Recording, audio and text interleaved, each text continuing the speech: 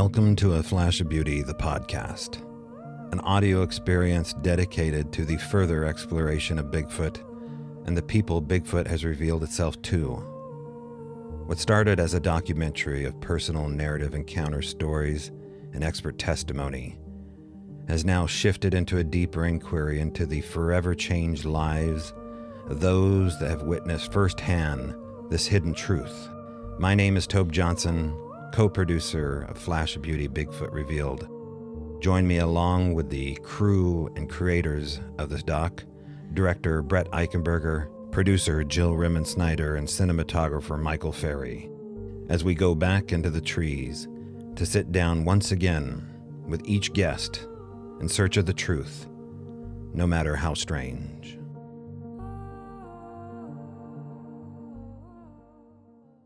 All right, we're back with Jill and Brett.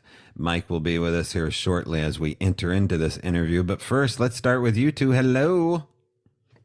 Hi, Tobe. Hello. Good evening. Hello. Okay, so we got a heck of a guest. Again, Scott Tompkins of Bigfoot Mapping Project at bigfootmap.com is how you can get a hold of him.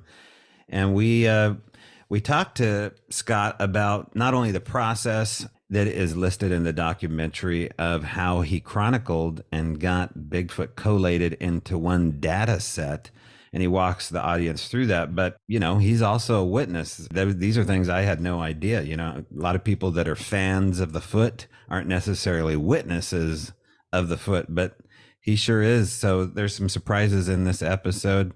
Jill, what were some surprises that you caught? I don't want to spoil anything, but towards the end, when the Nevada conversation came up, I'll just put that out there. I really enjoyed hearing about his sighting. I mean, that was amazing. Yeah, just the whole process of how, like, kind of like his origin story on how this whole project came to be. So. Yeah, Brett, any thoughts? I just think it's, like I was saying, this is one of my favorite episodes for sure. And what Scott's doing is such important work for Bigfoot research. You know, and this doesn't have anything to do with what camp you're in, flesh, blood, paranormal, whatever. It doesn't change the fact that people are seeing these things on a very regular basis. And Scott has built this wonderful repository, I think, that is so beautifully and elegantly done that it lends itself to really putting Bigfoot on the map in the world of science, because data is hard to ignore. And this is great data. It really is. And he's doing such a fantastic job. It's only getting better. And not only that, Brett, but, you know, he said that they're not skewing the data. If a report comes in and it's a little bit on the kind of weird side, that's what the witness saw. So it's important to include that instead of, you know, there are some organizations out there that will just kind of nip and tuck and water it down strictly to what serves them. But he's putting it all out there. Yeah. If you see a Bigfoot and a UFO, just to kind of a tease some of the stuff Scott talks about, Scott puts it in there, you know, and that's really, really important because as we talk about in our sequel, we know there's other things going on right now, and we can't just throw that information in the trash because it's real, it's really happening to people, and the stuff that's happening is very significant. So having an open and honest forum where people can go and anonymously leave their reports, I think is just super valuable for the research. Not only that, you know, there's some predictive elements. As you listen to this episode, we'll talk about maybe how you could have a sighting, not only by looking at the map and seeing where these supposed cluster points are, reported cluster points, but other things that, go along with collating data as far as maybe how they travel, where they travel, what time they travel. All that stuff is listed in here, and Scott has put in the yeoman's work to collate it down. So check out the bigfootmap.com. Also, he's a member of Project Zoobook. We just talked about that with Amy Boo. Jill, final thoughts? He is by far the best dressed interview subject in A Flash of Beauty, Bigfoot Revealed. Right. He is like the J. Crew of Flash of Beauty. All right, let's get into it. Our interview with Scott Tompkins.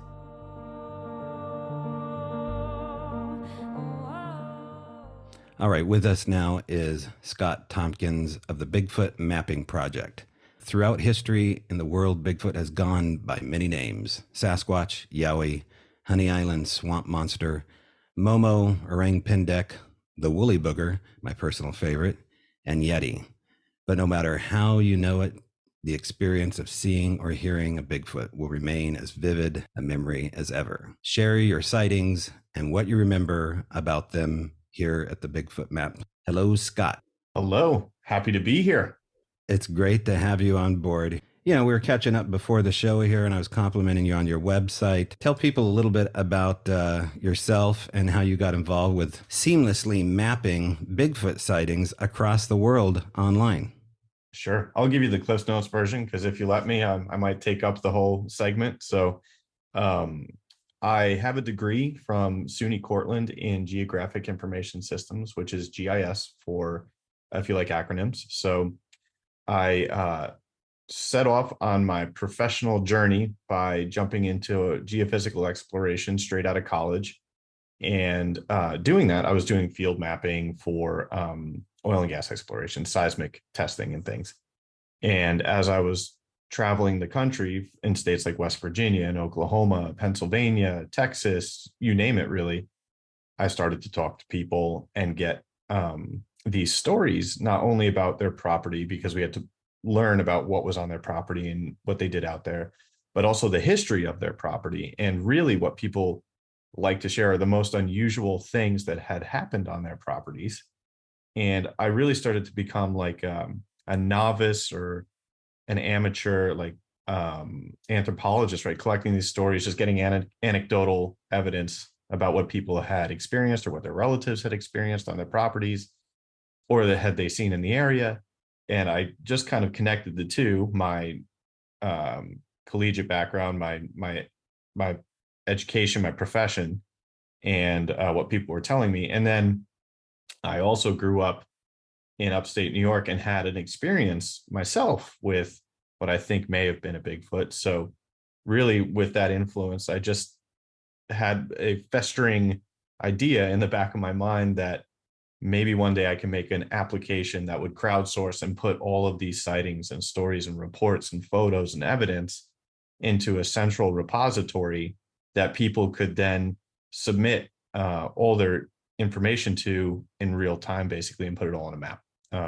So this is a living repository, and it's constantly, I think since the last time we met, I've got 600 sightings. So it's grown quite a bit in the last 2 years. And that's kind of how I started and what influenced me to take the time when quarantine hit to sit down and actually learn how to do what I needed to do to get it, make it, bring Frankenstein to life. So it was, that's the origin story for Bigfoot Mapping Project. It's kind of a long weaving story, which I'm sure we'll get into more details. Yeah, I mean, it's like I said, it's a seamless site, and we're Bigfooters and we're used to, clunky programs that don't do very much, or just long-winded stories. You cut right to the chase. And so describe what people look at, not only when they submit a report and how they submit a report, but what they'll see when they get to the website at bigfootmap.com.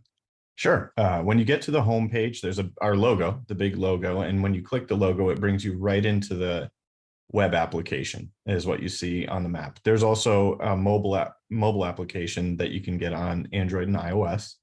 They all look the same. They all operate on the same backend framework. So when you submit a site from mobile or the web application, it's all going into the same database. And when you get there, all you have to do is click the report a sighting button, and it brings up the form. It's a standardized form. The idea behind that being that when you capture standardized data, you can do better analysis, because now everything's in the same units, in the same format, in the same column, and all the data is organized well. So you can really start to pull out what you need and make relationships between things a lot easier, rather than reading through anecdotal evidence, like full paragraphs and stories that people would submit, which we still capture that as well. But the measurable information or things I want to look at are like radial buttons or drop downs or things like that, where you can select specific values. So when you get there, you'll see the big map of the US, and I'm actually looking at right now. So you can see the big map of the US with a bunch of sightings on it. There's about 8,000 sightings total in the database. And those, I cannot take credit for all the 8,000 collecting those. What I did was I found a site called Manjani's database, and the person who was running that stopped in 2016. I've never talked to them. I just found the site and realized that it wasn't updated since 2016. So I was able to get that entire database and massage it so that it fit the format that I needed to get it into the map, and put it into a standardized database. So I put all of those historical sightings into the map so they don't get lost, right? They're not going to get lost to time if somebody doesn't continue to pay for that domain or the server goes down, and that's all just lost. So I'm hoping that I'm picking up the torch and doing a good job by pointing everybody, when they click on those, to the original source of those sightings. So I'm not passing that off as Bigfoot Mapping Project data by any means. It's just supplemental data, and it always points to the original source. So if somebody submitted a sighting on the Kentucky Bigfoot Research Organization's page, that's where you're going to go to read it from the map. You're always going to the original research organization. Then the red dots that you see on the map are the submissions that have been collected via crowdsourcing from the Bigfoot Mapping Project, right? Those have come in through the app or the web application. And when you click on those, you're going to see similar information, but it's a little more standardized because I had a little more control since we started from scratch to keep a format. And then there's buttons down the side. If you're looking on the website, on the web app, where you've got the legend, you can share the map, you can look at elevation profiles, you can turn layers on and off, make layers different transparency. And as you zoom in, there are other layers that appear, more information in the map. So the map's never going to be too busy to read. I put a lot of time into making sure that it's legible, because if you have a map that's not legible, you're really going to get nothing out of it. You're not going to be able to derive what you need. So it needs to be simple and well done. And that's where cartography principles come in. So I tried to marry all of that together and put it in a package for everyone that's easy to digest. You know, Brett, Jill, Mike, it reminds me of the map Stan Avery brings up. It's a digital version of what Stan was talking about down in Southern Oregon. And I really haven't seen a map since that time, because I saw a copy of it myself. And this is just Buck Rogers compared to, what was available back then. So if you saw the map and Flash of Beauty, just imagine that on steroids via your Android or Apple device. And this is an app that they can just download to the phone, simply just upload the app like you would Google Maps, and there it is. Yeah, you just go to the Android or iOS app store and just type in Bigfoot Map, all one word. That's the name of the app. And it is $1.99. I will put that out there, but it keeps the lights on for the project. So as you point out, the Buck Rogers software does have a license cost that goes along with it. So it does help if people, a lot of times I sometimes look at an app, I'm like, I don't know, $1, maybe, do I really want that? But it does help. And the other benefit that I've learned is it kind of keeps trolls out. Their trolls are kind of cheap. So they don't want to pay $1.99 just to mess with people. They'll go to Reddit or something, right? So it keeps people out, and it enables people that really want to share information to have a little more trust in it. Oh, no worries. That's where I was going with it. So no, just so people know, we take turns raising our hand here on screen, and it caught Scott off guard. So I'm really bad. If there's silence, I'll try to fill it. So just well, let's cut this. Hold on, let me cut this out here. So okay, 3, 2, 1. You had a question there, Brett. Yeah, so I actually wanted to make a point that $1.99 for this app is the best value in Bigfooting, next to, of course, renting a Flash of Beauty. But this I'm going to put up above Flash of Beauty because you can have it with you at all times. And we were just using it 2 nights ago, right, Jill? We're out to dinner with a friend, and we were talking about an area in Oregon. And he, our friend says, well, I still don't know about Bigfoot. Have there ever been any Bigfoot sightings here? And I said, let me find out. And I pulled up the app and it went right to it. And sure enough, there were 3 or 4 sightings. There was a footprint that was found. There was a call that was heard. And there was a sighting all within about a 10-mile radius of the area he was talking about. And that made an impression on him. You know what I mean? Then he was kind of like, oh, okay. So there are Bigfoot in the area. So, I mean, it's such a valuable app.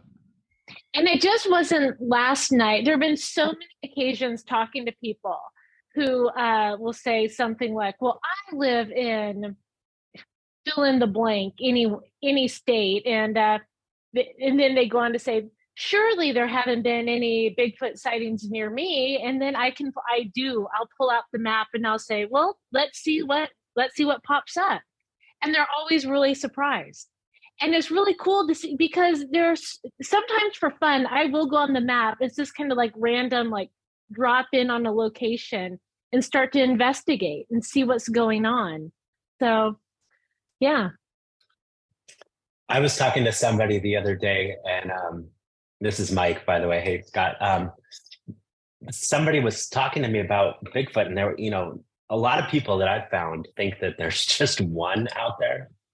And I'm not exactly sure why that is. I don't know. But I've brought up this map to them, and it just blew their mind. They're like, okay, I guess it's everywhere. It was an eye opener for sure. And it's what I love. The other thing I love so much about it is it's very convincing in that I can pull up a map and zoom in or zoom out and show people just how big of a phenomenon this is. Because like just to piggyback on Mike's comment, we encounter that all the time. People think there's just one Bigfoot, and it's like not at all. Not only are they everywhere, but they're closer than you think. And your app proves that. It shows, and it's like this guy, this friend of ours, he's been a supporter of the movie and stuff. And he's like, I really need to see one to believe it. And we get that all the time. I get it. But I can pull out your map and I can say, okay, let's just say that only one of these is the actual Bigfoot. Of all of these thousands of sightings, let's just say one of them was the actual Bigfoot, then they're real. You know what I mean? It's mathematically improbable that Bigfoot doesn't exist based on the data that you're collecting in your maps. And I think that's huge. I think that's awesome because, like we say in the documentary, the data doesn't lie. No, it sure doesn't. I think one of the other things that's worth highlighting while we're talking about the map and just going there for fun even is at a high level, I added about maybe a year ago, big neon points that show you where a sighting was, whether it had occurred in the last 7 days. Those are the big orange sightings that really jump off of the map. So it brings it to the surface level, because if you're trying to figure out things that, when there's 8,000 points on a map, you're not going to see everything. So to make it more visible and help people keep up with the map easily, we've got the, like I said, the orange dots that are the sightings or reports that occurred in the last 7 days. Then there's the green ones that are reported in the last 48 hours. So that's just a new report that came in. And then we have the blue dots as they start to get cooler, that were reported in the last 10 days. So you can see a new sighting, and then new reports kind of come in and fade off the map. And that's just another feature that we have, so people can see if there's something that's just recently occurred in their area or an area of interest, or what's going on in the country. And to your point, you can't have one Bigfoot and have 2 sightings, one in New Mexico and one in Massachusetts, that have happened in the last week. That's a really fast Bigfoot that's really covered a lot of areas. So it really, in a lot of different ways, the map having those features helps people understand a little bit more, even without realizing it, about what's going on with Bigfoot. Scott, I want to ask you about these profile points and whether or not there's some overlap, things that you can study as far as behavior, seasonal effects, whether or not there's anything you can look at as far being as a predictive element on these map. What have you found? Oh, I'm so glad you asked this question. I've been on a tear lately about the least cost pathways. I'm really, really, really into using some of the green infrastructure data that Esri provides that finds corridors for wildlife. And what I've done for almost every state, or at least almost every state that has a significant number of Bigfoot sightings, is taken the entire data set here and intersected it with these wildlife corridors that are established and scientifically documented for the purpose of green infrastructure, right? So there's been a lot of money put into this study and developing this data set to create what identifies least cost pathways between wildlife hubs. So when I say like a least cost pathway, what is that? That's the green area where animals travel. That's the least, has the least resistance or the least obstacles between a wildlife hub. So a wildlife hub would be something like a national forest or a state park or something like that, these big islands. And then you can see all these pathways between them that are all the green corridors that different wildlife travels. And the ones that are the darkest green on some of the maps I've made have the lowest resistance. So they're the best pathway. And what I've done is intersected the Bigfoot sightings against those and pulled out almost every corridor has intersecting Bigfoot sightings. It's uncanny and it's unintended. This is a separate data set that I didn't develop that's almost external verification for me that this isn't just people imagining things. It's traveling where other wildlife travels. So I've put out a big series on that, focusing in at a state level and showing all those corridors and how the sightings intersect. And what I've done is pulled out those specific corridors that intersect with any Bigfoot sighting and put those in red so you can actually see the Bigfoot corridors that Bigfoot uses the most on those maps. So I'm really taking external data. That's just one way to verify and analyze behavior, like you're asking. And then seasonal sightings, now that we have a date attached to the point, we can start to do a time analysis. You can see sightings at again along a timeline as they build throughout the years from the 1900s all the way through today. There's a huge spike in the 2000s, huge spike. So I don't, if there's a correlation between media and, you know, some of the TV shows that were popular and that huge spike, could be one influence, but there are a multitude of ways to look at the sightings and behavior. But the most recent one is definitely, and the one I'm most enthusiastic about, is the wildlife corridors that I've put about 20, maybe 30 maps up on the Instagram account. That's another supplemental thing that I do in addition to the map. I do analysis where I make standalone maps that look at the data in different ways. So I'm curious, Scott, in the reports people are giving on the website, on the maps, are you noticing, like geographically, are the characteristics of the sightings, are they regionally different? Like how the encounters in, say, the Southeast, or like in Florida or in Georgia, how do they compare to the ones up in Washington or in Ohio? Have you noticed anything like that? I've noticed that, well, there's two parts to that. I think the first part is when people are active in those areas, because in the Southeast, it's not necessarily as year round as like Washington would be. So that's one thing when I'm looking at it that way that I have to keep in mind is you need a person to have a sighting. So to analyze the behavior, I also have to think of it that way where, okay, is this a seasonal activity or is this just when people are observing that behavior?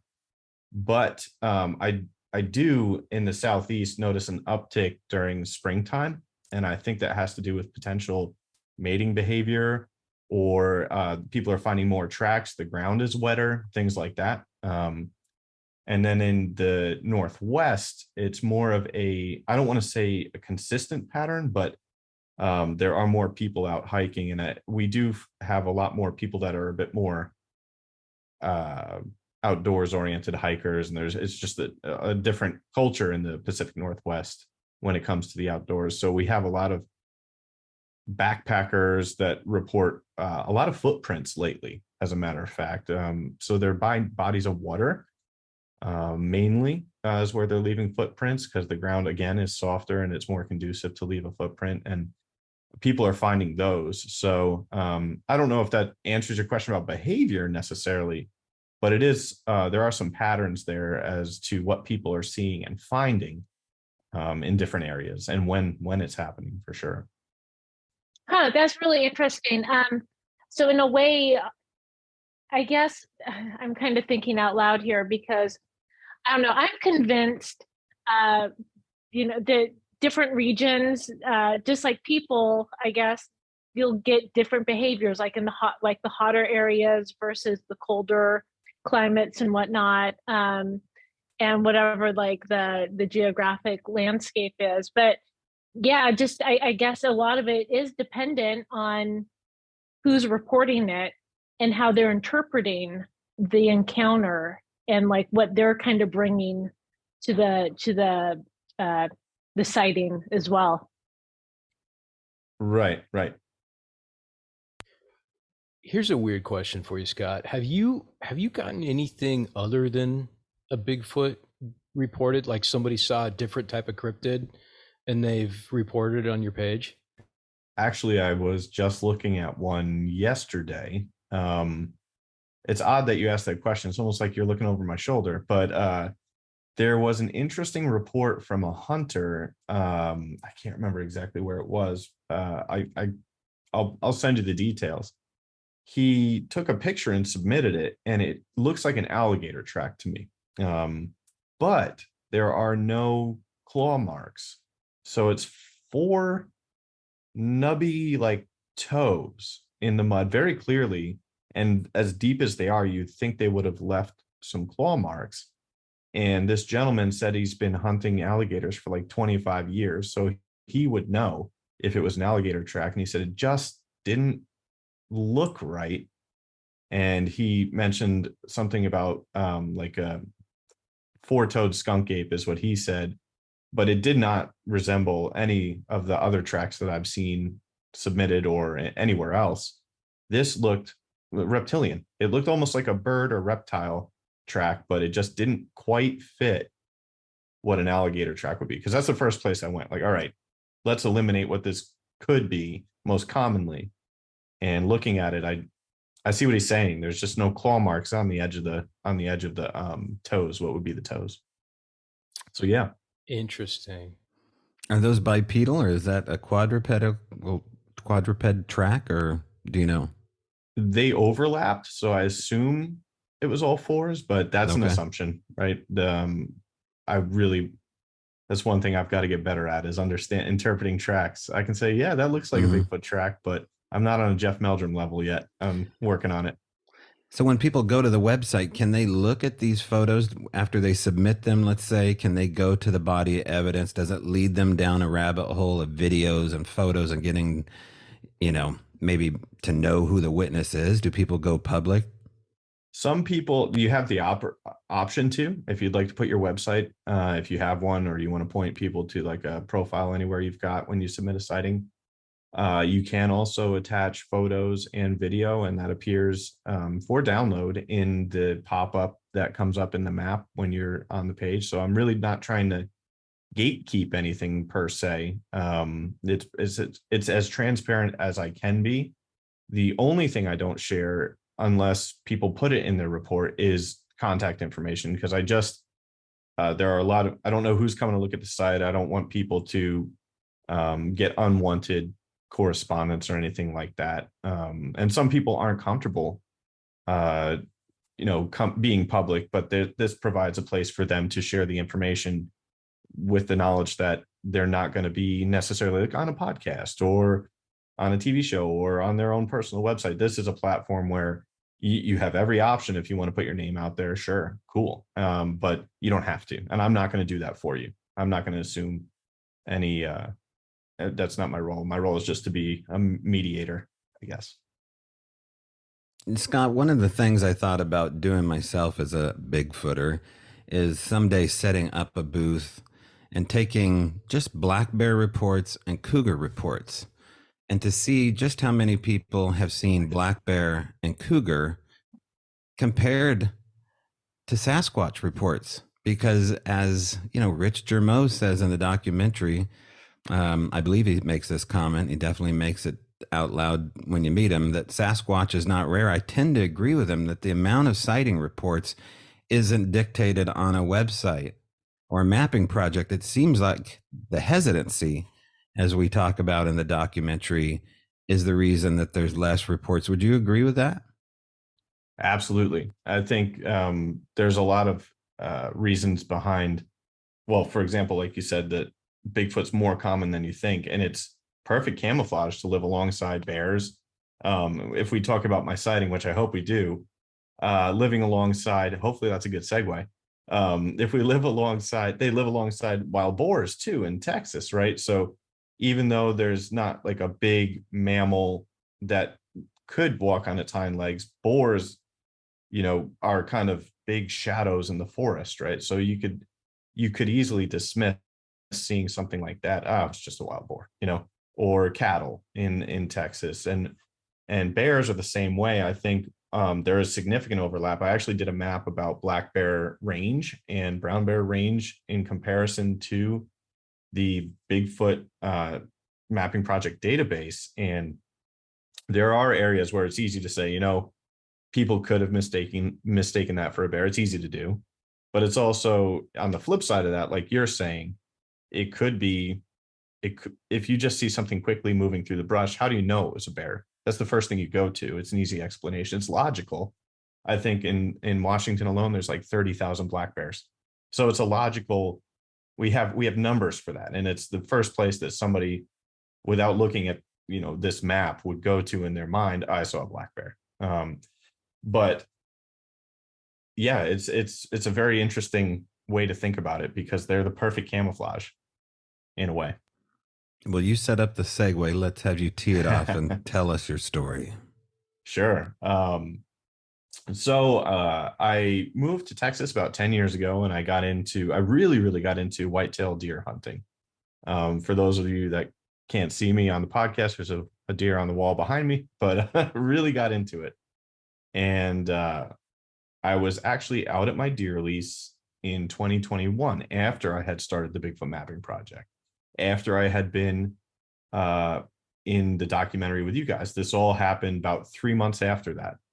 I was bow hunting, and I was walking out from a river bottom where I hunt and sit. And that day I hadn't seen anything. So I sat until sunset, a little after sunset, until it was just dark enough where you can make out like silhouettes of things, where you see like grays and blues. And there was the last ray of sun had finally dipped down, it disappeared. So I got up, walked out along the barbed wire fence that separates the pasture from the river bottom where I hunt. And I was walking with the fence on my left towards my truck, which is when I first got through the fence, probably about 100 yards away. So I'm walking, and I'm just kind of looking at the river bottom while I'm walking. And to my left, when I'm about 30 yards from my truck, I look, and there's this dark blob. Like I said before, like I thought it was a wild boar, big one. And I thought it was, wow, that's a big boar. I'm just gonna let him go on his way. I don't want to cross paths and, you know, find out what this is going to turn out like if he gets too close. So I stood there and I was just quiet, not to startle it, and let it, you know, keep getting to the river, but it didn't move. And then after what seemed, I don't know, probably 10 seconds of standing there watching it, it just stood up from behind this like shrub. And this shrub was about navel level. And when it stood up, well, I was caught off guard. And I literally just, it's going to sound stupid. I hate that this was my reaction, but I just stood there and said, whoa. just like that. And because I was in like, I was buffering, right? I was to use an IT, I was just buffering, like, what is happening? And then it squatted back down. Like both of us were kind of like, I'd imagine, like, what are you doing here? Like the Wile E. Coyote moment. And it squatted back down, and I was standing there. And after I finished like buffering what was happening, I didn't know what to do. Like everyone says, I'll know what to do. I'll get my camera out. I'll do this. No, I froze. All I could say was, I see you, just like that. And it stood back up, like full frontal. So I could see massive shoulders, no neck, big head, like a pointy head, big, and like long. I could see even like the silhouette of its like hand hanging. So like a, not a cupped hand, it was just hanging. Big, long fingers and massive arms. Like my hair's standing on the back of my neck right now talking about it. And it just turned on its heel and ran through the Texas brush. And if you've been to the Katy Prairie in Texas, it is full of burrs, barbs, prickers, cactus, you name it. Everything there is pointy. And as fast as it was running with no flashlight through back into the thicket, and then continued to crash through, in my mind, that is a definitive, there's no explanation for that other than Bigfoot that I could jump to. And of course, I got in my truck and I was like, what just happened? So I called my wife and I was like, you're not going to believe me.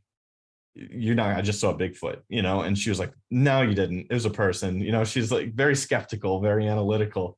She keeps me grounded, which is probably good, but I can sit here and say there is no other logical explanation for me based on what I saw. It just cemented for me what I'm doing. And there's, to give you an idea why I think that, there's the ranch I hunt on is 11,000 acres. It's 11,000 acres, and it butts up to a national wildlife refuge, which is another like few thousand acres. So we're talking square miles and square miles of just open, pretty much pasture and river bottom area where nobody lives there. Nobody's just gonna be randomly hiking through this property. Number one, it's surrounded by barbed wire. It's private property. And there's just no reason for someone to be there after sunset. And there was no car, no visible path that they were on, no nothing. So I was just elated. And then I got home and started like calming down. The adrenaline wore off. And I was like, nobody's going to believe me because this is the Bigfoot mapping guy, who just had a Bigfoot sighting.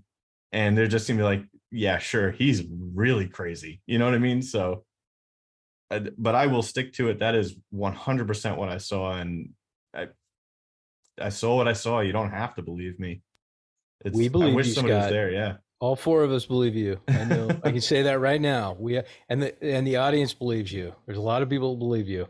I appreciate that very much. And I appreciate the fact that you just talked about how it didn't click to take your camera out or to document it. Because you're right. Everyone says that. Like, well, if I always have a cell phone on me, and if I saw a Bigfoot, I would take a photo.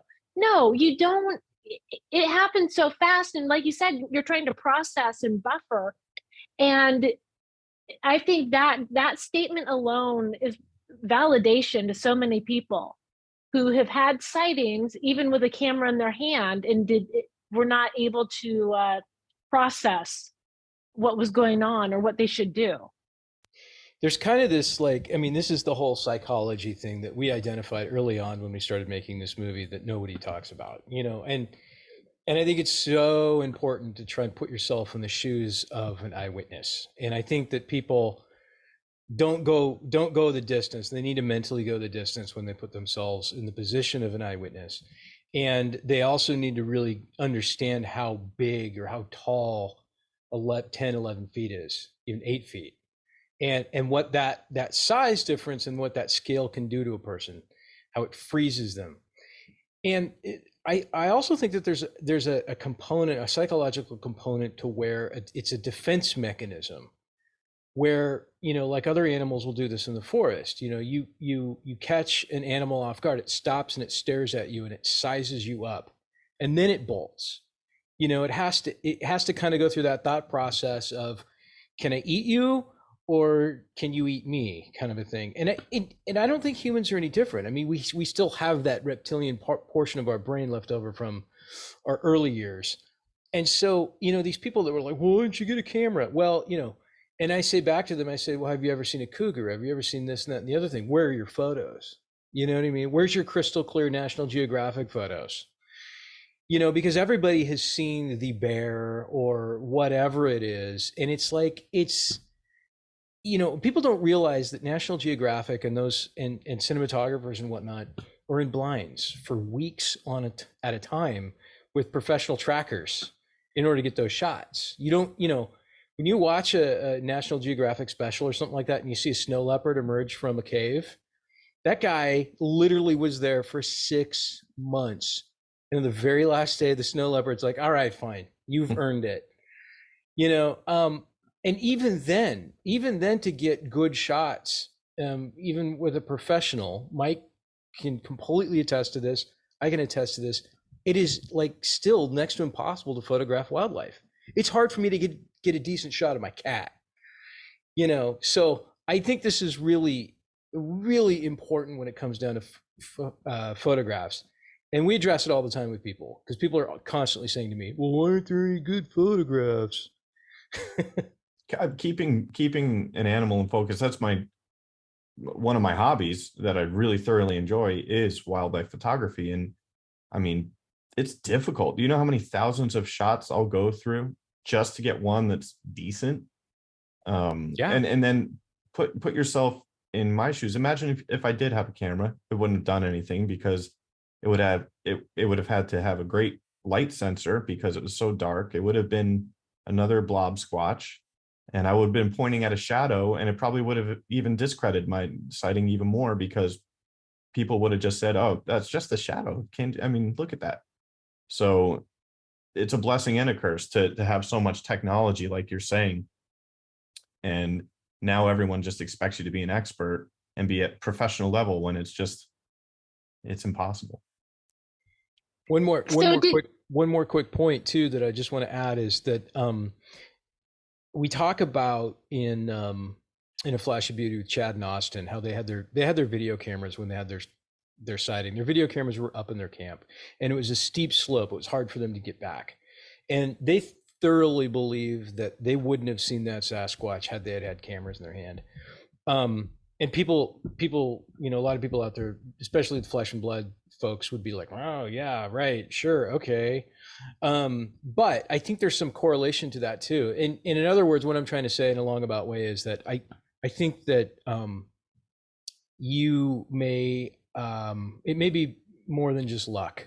There could have been something by design that you had that sighting. And it could go all the way back to your earlier sighting as a teenager in New York, where I feel like there's some sort of like an imprint. Once somebody sees one, they see another one and another one, and it kind of continues for a lot of Bigfoot researchers out there.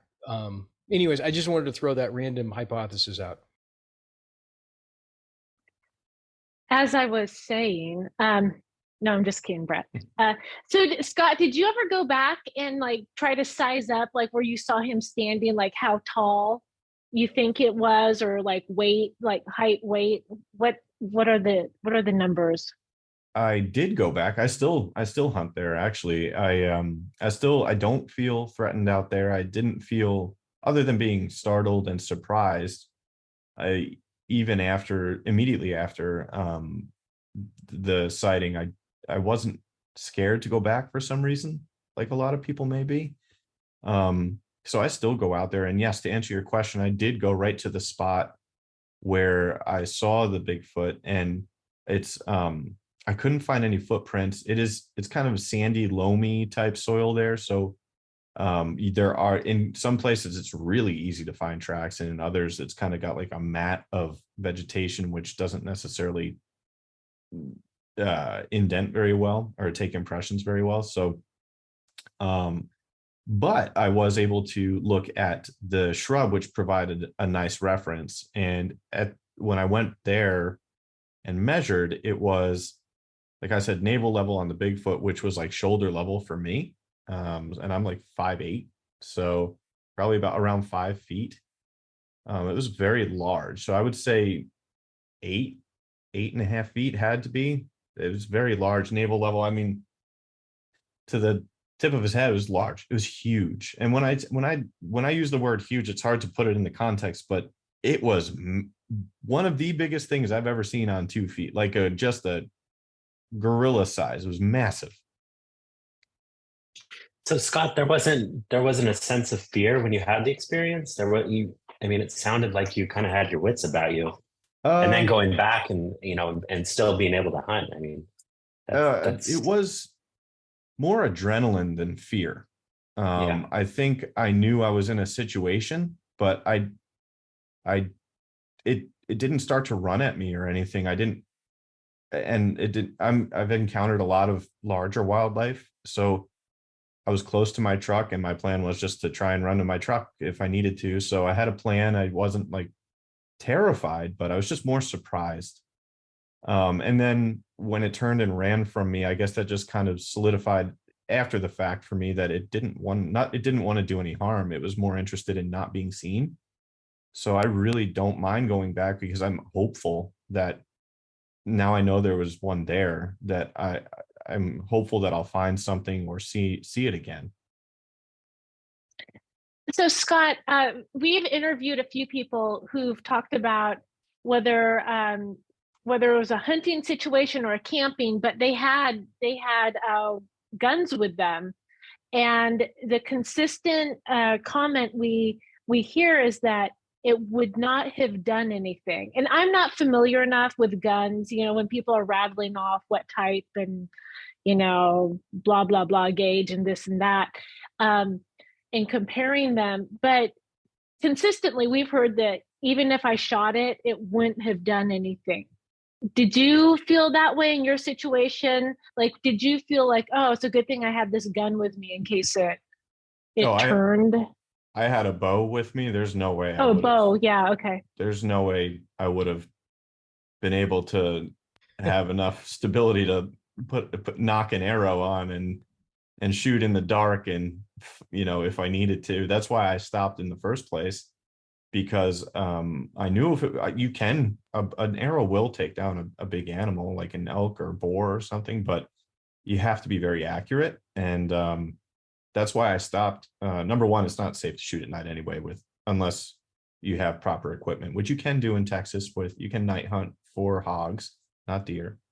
But no, that's why I stopped. I had no means of protecting myself. And I don't know if you've seen wild boar tusks, but they're self-sharpening, and they curve back, and they can be about 6 inches long. They can really do some damage. So there was no way I was risking that. So, but to make a comment, when people, if it's okay, when people bring up like their guns or rifles won't do anything, I see what they're saying, but I also I think it does depend on the caliber that they've got. Like a 30-06 will take down an elk at 300 yards.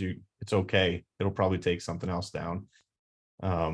So, it's a matter of opinion. I think accuracy plays a big deal. I had this image of, I bet you a lot of people will know what I'm talking about. Some won't, but I had this image in my mind of you shooting an arrow at it and it turning around and the arrow going through its head, like the old Steve Martin comedy routine.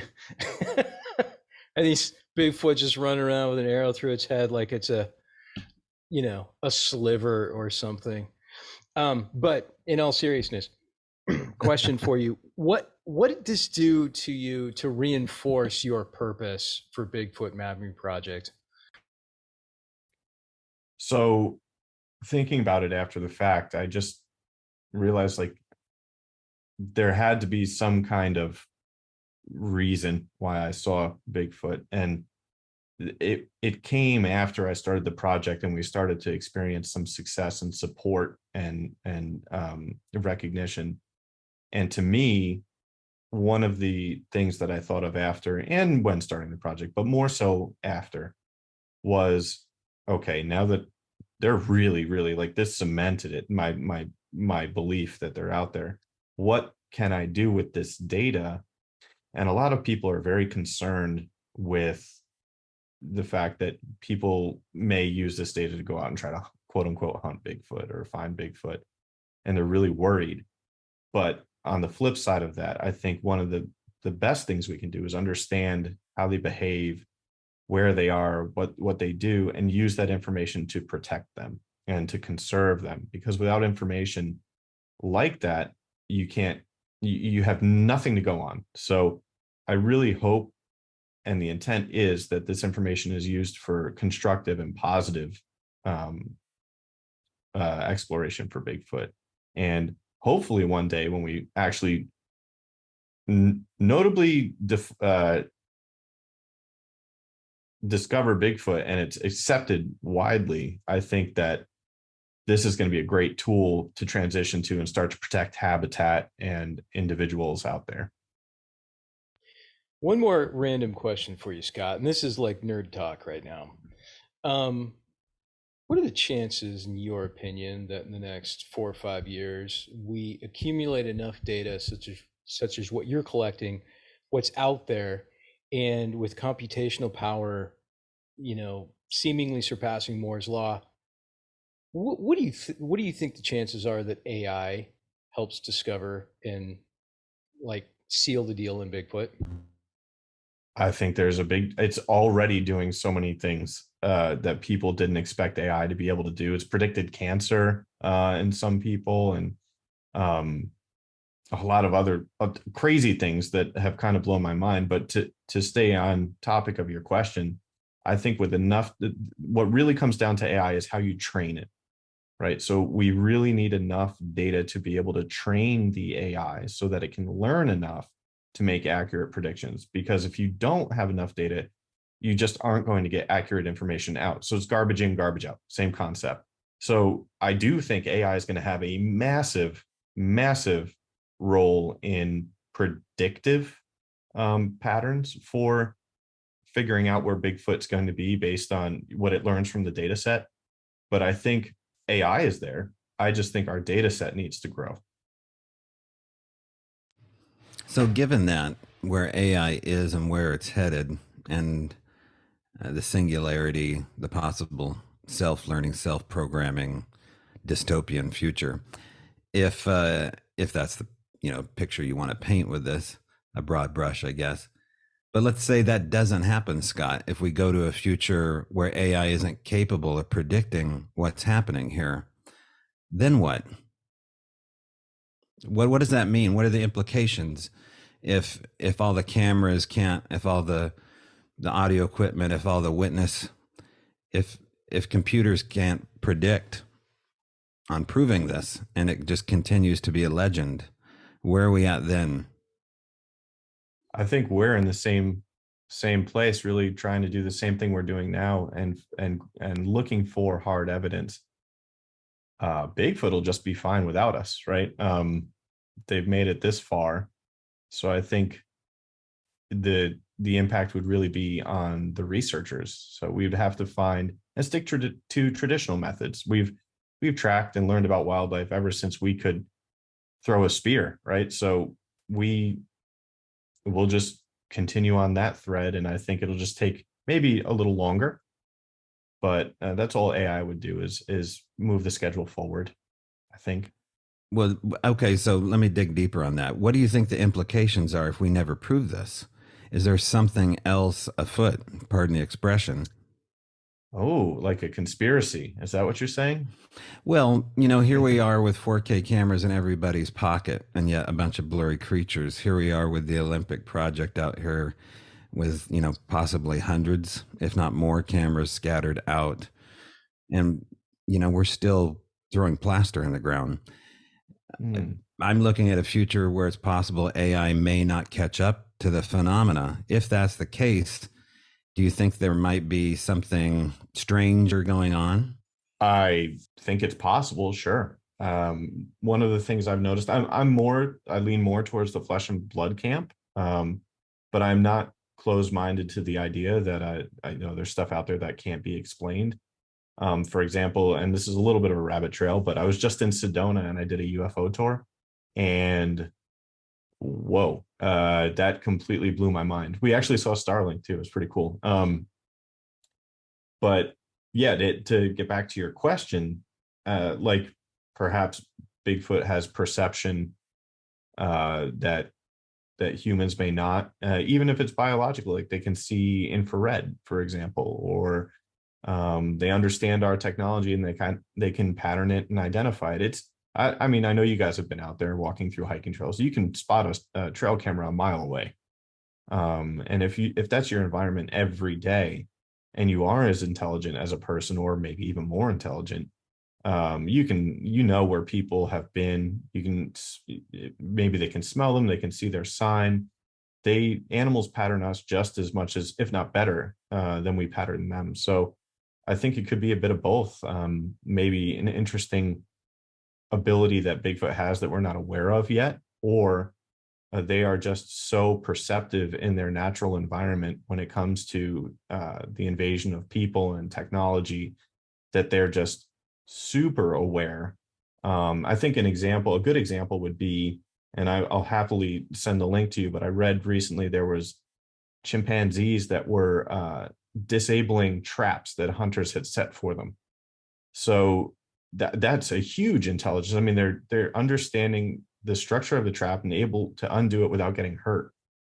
So that's just a known species doing that. So I think there's two threads of looking at it, like what you're saying, where they're maybe more perceptive or more supernatural, or they have known wildlife abilities and intelligence. And I think I lean towards more the known side, because I haven't seen reports, or the Bigfoot I saw didn't teleport away, for example, or anything. So that's where I stand. But I'm not. Who am I to sit here and say that? That would be pretty arrogant to say that I know everything and have an opinion on that. Okay, so Scott, on that note, of all the reports that come in, are there any that have just been like you've had to read through them a few times just to kind of wrap your head around it, like is like in question whether or not these are legitimate reports? Yes. There's just maybe a couple weeks ago, there was one that came in where a lady reported that she saw a fleet, I think was the exact word she used, of UFOs, and then Bigfoot was on the ground. I've got a lot more supernatural kind of woo UFO reports in the last few months. I don't know why. That's just been the trend lately, where I have to reread them because there's been like a lot of orbs or UFO type things that have been reported, and things that it's hard to keep my bias out of. But those sightings stay in. I do reread them, and I'm like, okay, I'm skeptical, but who am I? I'm running the Bigfoot Mapping Project. I have to be open-minded. So, yeah, there's a lot of that. But the most recent one that comes to mind is she said she saw, I think it was like 14 different UFOs, a fleet of them in the sky. And then she said she saw Bigfoot on the ground. I reread it a few times because it was just like, wow, okay. I want to go back to the overlap of the map. You can buy maps that do overlay, where you can put images over, Google images and find interesting stuff. People devote YouTube channels to overlapping on Google. By the way, people can go look up nerds that do that. It's kind of interesting. I'm one of those nerds that try to do it on my phone.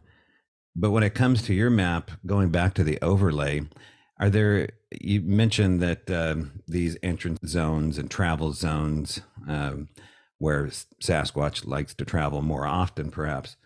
What about caves? Is there any evidence at all that caves or underground entrances are associated with these hot spots? Is that a part of anything you're looking into?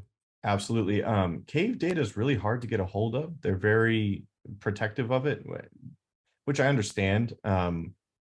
Speleological data is what it's called, as far as I've learned. And there are a lot of societies that have this data for like exploration in their clubs and things. But as far as being public, I think they're concerned about people endangering themselves by going to these caves. So it's hard to find. I can find cave entrances. And one of the places I found that was in Nevada. Now, when you look at the Nevada map, it's very, very, very sparse. There are almost no sightings in Nevada. But when I lined it up with the cave data, the sightings are within, they're almost on top of the cave systems in Nevada. Not expected. Almost, you couldn't make that up, right? These are all different people making these reports. And when I lined it up, the map is on the Instagram, and I'll happily send everything we talked about along. But it's just a weird correlation at worst and evidence at best, right? So yes, to answer your question, I think that cave systems do have something to do with Bigfoot sightings. Well, we have to follow up with missing people. Let's just go there. Oh, well, okay. You're hitting all the, it's like you're scrolling through my Instagram, because I made a map that compares the sightings, Bigfoot sightings, to the missing project. It's a site on Reddit where they have a map, much like the Bigfoot Mapping Project, where people put the LKPs, last known positions, or of people on the map. And I have to do better analysis, but just spatially, there's like almost a one-to-one relationship between a Bigfoot sighting and a missing person in the map. And that could just be like, I'm not going to claim that's anything, because the missing person could be from 1990 and the sighting could have been from 1970, right? So that's why I say just spatially. I haven't really parsed it out to figure out the temporal relationship to really, really, really understand it. But when you look at it on a map, the one thing that I will say that is interesting is location doesn't change, right? The time may change, but there are clusters that, when you look at the heat map of Bigfoot sightings and the heat map of missing people, there's interesting similarities. Mind-blowing. Our guest today, Scott Tompkins, the website bigfootmap.com, and also Project Zoobook. You just heard our interview with Amy Boo. Scott's a part of that as well. It's been a pleasure having you on the show, Scott. We hope to see you again real soon. Thank you so much for having me. It's great to see everyone, and it's a pleasure to be here. Thank you again. Thank you, Scott. Your work is so important for, furthering the investigation of Bigfoot. So we applaud you for your effort and your persistence, and keep up the good work. Thank you. This has been a Resonance Production podcast. If you have questions, comments, or suggestions, you can email us at bigfootrevealedpod@gmail.com. Also, if you're just discovering the Flash of Beauty universe, you can watch our documentary on most major streaming platforms.